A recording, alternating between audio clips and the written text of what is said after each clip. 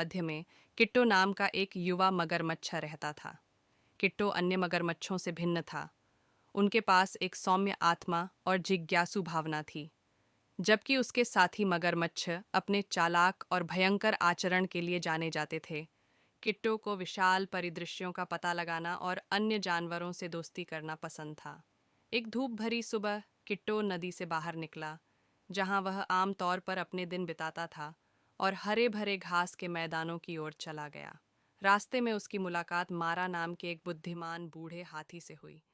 मारा किट्टो की जिज्ञासा और दयालुता से प्रभावित हुआ और उसने उसे सवाना के रहस्यों के बारे में सिखाने की पेशकश की।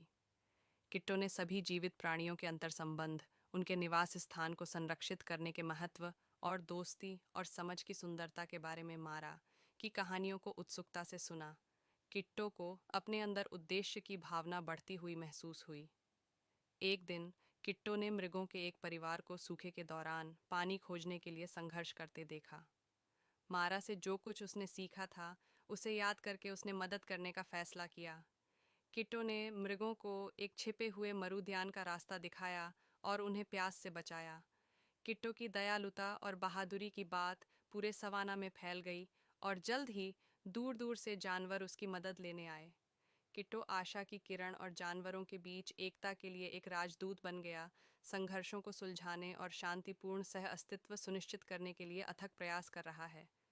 एक विशेष रूप से शुष्क मौसम में, जब भोजन दुर्लभ था, किट्टो ने सभी जानवरों को इकट्ठा किया और एक योजना प्रस्तावित की।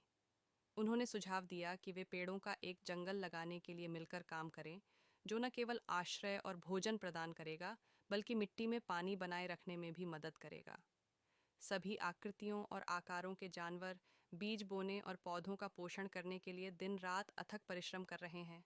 आखिरकार एक समृद्ध जंगल उभरा, जिसने भूमि पर जीवन और शक्ति वापस ला दी।